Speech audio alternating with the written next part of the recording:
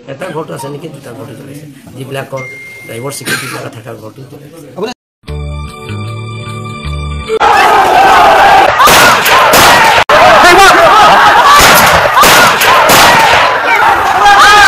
ট্ৰান্সফাৰৰ দায়িত্ব এতিয়া মেচিনে ল'ব লাহে লাহে মন্ত্ৰী এমএলএৰ পাৱাৰে নাথাকিব ট্ৰান্সফাৰ কৰা যেনেকে এটিএমত টকা লও তেনেকে ট্ৰান্সফাৰ খুজিলে কম্পিউটাৰত এপ্লিকেশন দি দিম কম্পিউটাৰে ট্ৰান্সফাৰ দিলে দিব নিদিলে নাই চাকৰি পোৱাৰ লগে লগে আমি ট্ৰান্সফাৰৰ চিন্তাত নামি যাওঁ আজিতো চাকৰি হল এপইন্টমেন্ট পোৱাৰ পিছতে দেখিলো যে মোৰ ঘৰ লখিমপুৰ চাকৰি পালো গোৱালপাৰাত অহা 2 বছৰ এই কামটোতে লাগি থাকিম যে কেনেকে মই লখিমপুৰ গৈ পাম গুৱাহাটীলৈকে অহা যোৱা কোনবা মন্ত্ৰী কোনবা এমএলএ কোনবা দালাল এই কামটোতে আমি লাগি থাকো তাৰ কাৰণে সৰকাৰৰ 2 বছৰ লষ্টে হৈ যায় কামে নকৰে ঘুৰিয়ে থাকে এই যিবিলাক বেমাৰ এই বেমাৰ বিলাকৰ পৰা আমি দূৰত যাব লাগে কাৰণ এনেকুৱা কোনো সৰকাৰ নাই য'ত জন্ম তাতে মুক চাকৰি দিব আমাৰ মানুহে কি বিচাৰে যে প্ৰথমতে নিজৰ জিলাত চাকৰি হোৱাৰ পিছত নিজৰ ব্লকত আৰু পাৰিলে নিজৰ গাঁওখনত আৰু লাষ্টত গৈ গৈ ঘৰতে হলে আকৌ ভাল মাজে মাজে অলপ অফিচত গৈ থাকিব পাৰো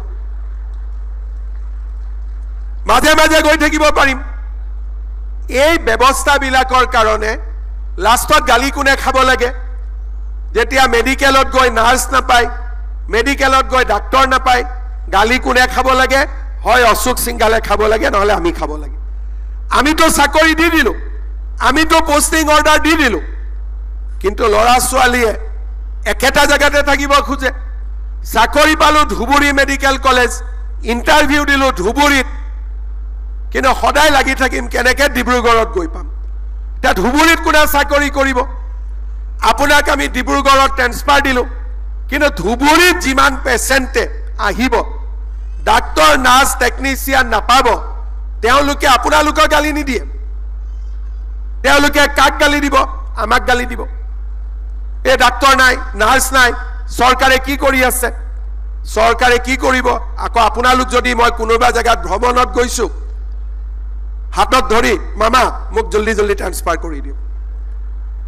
এই যিটো বেমাৰ এইটো এটা আমাৰ লৰা ছোৱালীৰ মাজত বেমাৰ অসমখন আমাৰে যদি আমি ভাবো যে সব কাম ঘৰত থাকিয়ে হ'ব হেতুটো সম্ভৱ নহয় আমি যেতিয়া সুযোগ পাম ট্ৰান্সফাৰ আমি লম কিন্তু প্ৰথম দিনাৰ পৰাই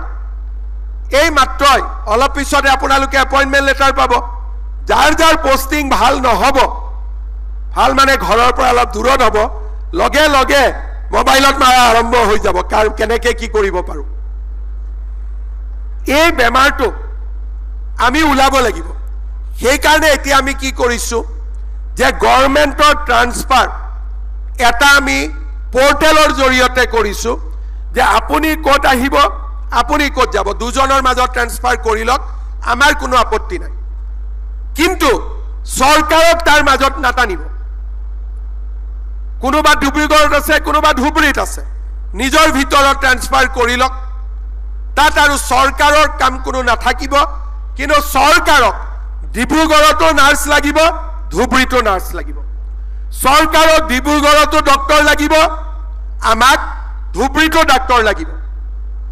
তাৰ মানে যদি সুবিধা আছে ট্ৰান্সফাৰ হৈ লওক আমাৰ আপত্তি নাই কিন্তু পেশেন্টক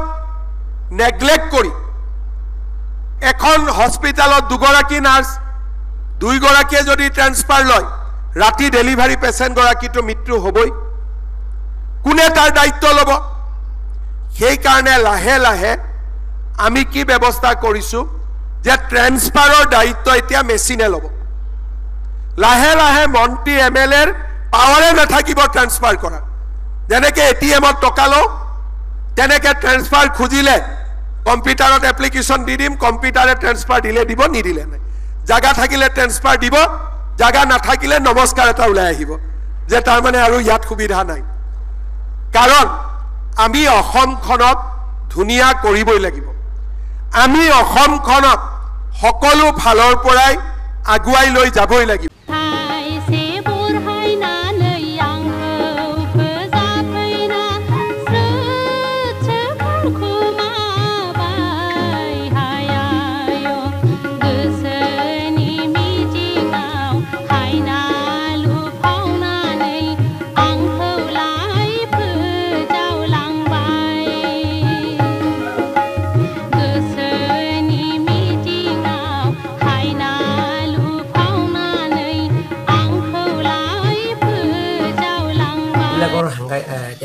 পিজিআৰ বিজিআৰৰ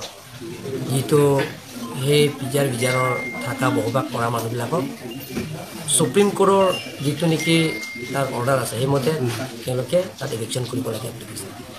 সেইমতে আমি কাৰ্বি আংলং অট'নমাছ কাউন্সিলৰ পৰা এটা সিদ্ধান্ত লৈছোঁ আৰু অল পলিটিকেল পাৰ্টি ৰাজনীতি দল সংগঠন তেখেতসকলৰ আলাপ আলোচনা কৰি আমি ইলেকশ্যন কৰিম বুলি আমি সিদ্ধান্ত লৈছোঁ সিদ্ধান্ত মতে আমি পিজিআৰ বিজিআৰৰ মাটি বসবাস কৰা সকলৰ কাৰণে আমি যিবিলাকৰ কাউন্সিলৰ পৰা এপইণ্টমেণ্ট দিয়া চৰকাৰী কাম কৰা 11 জনৰ আমি লগে লগে তেওঁলোকৰ আমি চাকৰিৰ পৰা আমি তেওঁলোকৰ টাৰ্মিনেট কৰিম ইয়াৰ পিছত তেওঁলোকৰ কাৰ্বি আংলং অট'নমাছ কাউন্সিলৰ পৰা আমি নটিচ দিলোঁ যে আপোনালোকে 15 ডেজৰ ভিতৰত পিজিআৰ বিজিআৰ থকা বসবাসকলে ইয়াৰ পৰা যাব লাগে আমি এভিকশ্যন কৰিম কিন্তু সেই নটিচ দিয়াৰ পিছত তাত বসবাস কৰা মানুহবিলাকে হাইকোৰ্টৰ PIL কেছ দিয়া হৈছে PIL কেছ চলি আছে এতিয়ালৈকে PIL কেছ দিয়াৰ পিছত আমিও লাগি আছোঁ কেছ জিকিবৰ কাৰণে কিন্তু কেছটো এতিয়ালৈকে চলি আছে PIL case contempt of court act 1971 under section 12 মতে আমি যদি এভিকশ্যন কৰিবলৈ হ'লে আমি এটা পানী আছিলোঁ আৰু সেইটো কোৰ্ট কেছ চলি থকা সময়তো এভিকশ্যনটো কৰিব নোৱাৰে সেইকাৰণে তেওঁলোকে যে হাংগাই চেক কৰিছে হাংগাই চেক কৰি আমি আপত্তি কৰা নাই কিন্তু আমি কৈছোঁ যে আলাপ আলোচনাৰ মাজতে সমস্যাটো সমাধান কৰিব পাৰি কিন্তু তেখেতসকলক ৰিটাৰ্ণ দিব লাগে বুলি কৈছে ৰিটাৰ্ণো আমি দিছোঁ কাৰ্বি আংলং অট'নমাছ কাউন্সিলৰ পৰা ৰিটাৰ্ণ দিছোঁ প্ৰিন্সিপাল ছেক্ৰেটাৰীৰ জৰিয়তে মই প্ৰেৰণ কৰিছোঁ যে আলোচনা কৰিম আপোনালোকে আহক আজি ডেটটো ঠিক কৰাইছে আজি 4 বাজি আজি 4 বাজি তেওঁলোকৰ লগত আলোচনা কৰা আজি সিদ্ধান্ত লৈছে কাউন্সিল কনফাৰেন্সৰ কিন্তু তেওঁলোকৰ আহা নাই যোৱাকালি তেওঁলোকৰ কেইজনমান ধাৰণা পাৰ্টি তেওঁলোকৰ আৰক্ষীয়ে ট্ৰিটমেণ্টৰ কাৰণে তেওঁলোকে গুৱাহাটী লৈ গৈছে চিকিৎসাৰ কাৰণে গুৱাহাটী এৰেষ্ট নহয় গুৱাহাটী মেডিকেল কলেজত লৈ গৈছে তেওঁলোকৰ স্বাস্থ্য ফাৰ্ডাৰ ট্ৰিটমেণ্টৰ কাৰণে তেওঁলোকে লৈ গৈছে গতিকে সেইটো লৈ তেখেতসকলে মানুহৰ মনতো ভুল বুজাবুজি হৈছে যে এইটো এৰেষ্ট কৰা হৈছে বুলি যে কেইজনমান ল'ৰা যুৱক যুৱতী আহি তেওঁলোকে মন ভংগকে তেওঁলোকে ঘৰতে টাৰ্গেট কৰিলে মইতো আজি এপিল কৰিছোঁ যে স্থায়ী শান্তি হওক আলাপ আলোচনাৰ মাজতে সমস্যাবিলাক সমাধান কৰিব পাৰিম সদায় মই কৈ থাকোঁ যিকোনো সমস্যা আমি আলাপ আলোচনাৰ মাজতে সমস্যাটো সমাধান কৰিম ঘৰটো নাই মোৰ মানে দেউতা আছে তাতে দেউতাটো ট্ৰিটমেণ্টৰ কাৰণে গুৱাহাটীতে আছে ঘৰত কোনো নাই কাম কৰা কেইজনমান আছে তাৰপিছত গাঁৱৰ মানুহবিলাকৰ আহিছে গাঁৱৰ মানুহবিলাকৰ গাঁৱৰ পৰিয়ালবিলাক প্ৰায় 200-300 জনমান পৰিয়ালবিলাক আহিছে আহি বাধাও দিছে কিন্তু তেওঁলোকৰ তাৰ পাথৰ লৈ আনিছে তাৰপিছত আকৌ পেট্ৰল লৈ আনিছে তাৰপিছত ঘৰটো জ্বলাই দিছে এটা ঘৰটো আছে নেকি দুটা ঘৰটো জ্বলাইছে যিবিলাকৰ ড্ৰাইভাৰ ছিকিউৰিটিবিলাক থকা ঘৰটো জ্বলাইছে ককাৰ পৰা আহি আছোঁ যে আজি 4 বাজি আলোচনা কৰা কথা কাৰণে মই আজি আহি আছোঁ ইয়াত 4 বাজি আগতে মই পাইছোঁ কিন্তু ইয়াত ঘটনাতে ৰাস্তাতে মই শুনিছোঁ আৰক্ষীয়েও নজনালে নেকি তেওঁলোকৰ প্ৰশাসনে অলপ লেপছ কৰিছে বুলি ভাবে নেকি আপুনি নহয় তেখেতসকল আৰক্ষীয়ে ট্ৰিটমেণ্ট কাৰণে আপোনালোকক লৈ যাম বুলি লৈ গৈছে আৰুতো কোৱা হৈছে আৰু তেওঁলোকৰ যিবিলাকৰ আন্দোলন APSRC লিডাৰো তেওঁলোকক বুজাইছে আন্তং দি সেই সময় আছে বুলি কৈছে যে এৰেষ্ট নহয় ট্ৰিটমেণ্টৰ কাৰণে গুৱাহাটী লৈ গৈছে আৰু খেৰণিৰ পৰা 3খনমান গাড়ীত টাটা মোবাইলত আপোনাৰ ঘৰলৈ গৈছে কিন্তু সেই সময়তো পুলিচ মানে যেনেকুৱাকৈ থাকিব লাগিছিল পৰ্যাপ্ত নাথাকাৰ কাৰণে হ'ল বুলি ভাবিছোঁ গোটেই কথাটো গতিকে এইটো মই ক'ব নোৱাৰোঁ মই ঠাইত নাই গতিকে এতিয়াতো যি ঘটনা হৈছে গতিকে মই ৰাইজক অনুৰোধ কৰিব বিচাৰিছোঁ যাতে এনেকুৱা ঘটনা খেৰণিটো অলপ উত্তেজনা আছে অলপ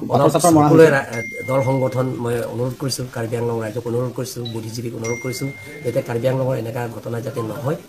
শান্তি থাকক তাৰ কাৰণে মই সকলো ৰাইজক অনুৰোধ কৰিছোঁ